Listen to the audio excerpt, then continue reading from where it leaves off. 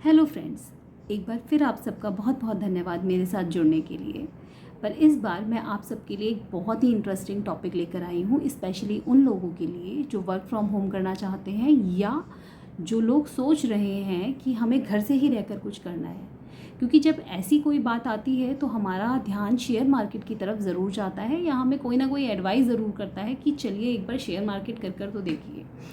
Share market सुनने में जितना अट्रैक्टिव और इंटरेस्टिंग लगता है, डिफ़िकल्ट तो है फॉर श्योर, लेकिन हम सभी यूट्यूब पे बहुत सी वीडियो देख के या ट्रेनर से मिलकर शेयर मार्केट के बारे में जानकारी लेते हैं और हम में से ज़्यादातर बिगनर्स यूट्यूब से ही अपनी स्टार्टिंग करते हैं।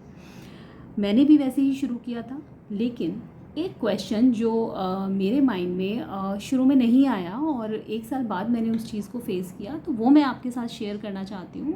क्योंकि मैंने बहुत सारी बिगनर्स वीडियो देखी जहाँ मैंने कैंडलस्टिक पैटर्न और शेयर मार्केट के बहुत सारे उतार चढ़ाव सीखे, लेकिन एक साल बाद मुझे कौन सा ITR फाइल करना होगा ये मुझे किसी भी वीडियो में नहीं बताया गया। क्योंकि मैं एक बिज़नेस फैमिली से नहीं आती हूँ तो मुझे नहीं पता कि ITR कितने तरह के होते हैं। मैं एक जॉब वाली पर्सन थी, तो मुझे पता था कि मुझे ITR 2 फाइल करना होता है और मैं हमेशा से वही करती आती थी। या अगर आप लोग भी कहीं इन्वेस्ट करते हैं तो आप लोग भी ITR 2 ही फाइल करते होंगे जनरली। तो ये क्वेश्चन आता है तब जब हम अपनी शेयर मार्केट स्टार्ट करते हैं और हम करते हैं इंट्राडे ट्रेडिंग और स्विंग ट्रेडिंग। क्योंकि ज़्यादातर F&O में जाने से पहले लोग इसी तरफ अपना लक आजमाते हैं।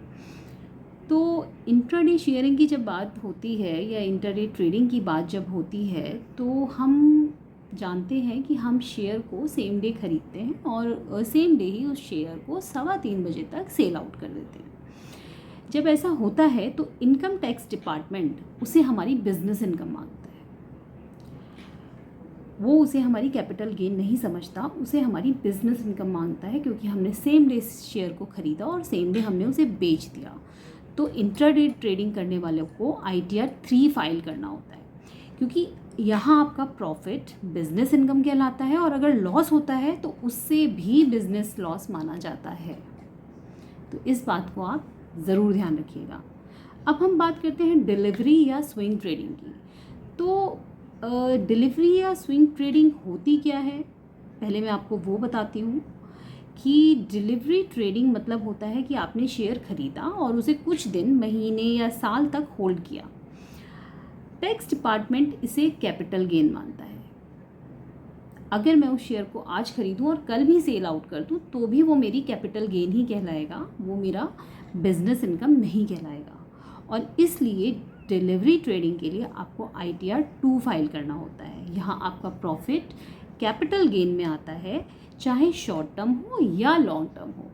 क्योंकि हम में से ज़्यादातर लोग FD ज़रूर करवाते हैं और जो लोग भी FD कराते हैं वो ITR 2 फाइल करते होंगे। तो इस वीडियो के थ्रू मैं आपको सिर्फ 2 ही बातें ध्यान में रखने के लिए बोलूँगी कि पहली चीज़ कि इंट्राडे ट्रेडिंग अगर आप कर रहे हैं तो वो आपकी बिज़नेस इनकम होती है और उसके लिए आपको ITR 3 फाइल करना होता है। पर मेरी पर्सनल एडवाइस ये है कि आप इंट्राडे ट्रेडिंग से थोड़ा दूर ही रहें। बेटर रहेगा आप डिलीवरी ट्रेडिंग यानी स्विंग ट्रेडिंग की तरफ जाएं और उसका ITR भी बहुत इजी है। उसके लिए आपको ITR 2 फाइल करना होता है क्योंकि वो आपकी कैपिटल गेन में आता है।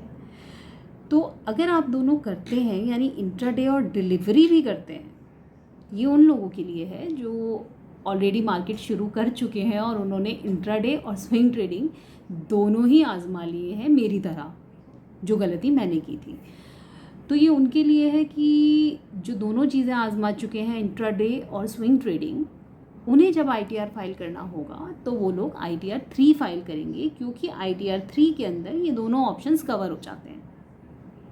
बट अगर आपने एक साल ITR 3 फाइल कर भी दिया और नेक्स्ट ईयर में आफ्टर मार्च अगर आपने इंट्राडे नहीं किया तो आप वापस से ITR 2 फाइल कर सकते हैं। तो ये तो हुई बात कि हमें कौन सा ITR फाइल करना चाहिए। लेकिन जो जितने भी बिगनर्स हैं उन सबको मेरा ऑल द बेस्ट।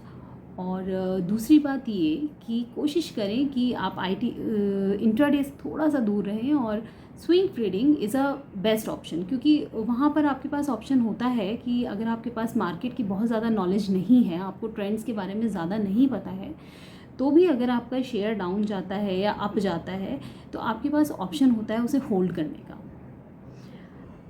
जब आपको लगे कि अब सही समय है, आप अपने शेयर को सेल आउट कर सकते हैं। तो अगर आपको मेरा वीडियो हेल्पफुल लगा हो तो प्लीज़ उसे लाइक, शेयर एंड सब्सक्राइब करना मत भूलिएगा। और अगर आप चाहते हैं कि मैं ऐसे ही डिफरेंट और इंटरेस्टिंग टॉपिक्स पर कुछ और वीडियो आपके लिए लेकर आऊँ, तो प्लीज़ इस वीडियो पे अपना कमेंट करना मत भूलिएगा। Thank you so much.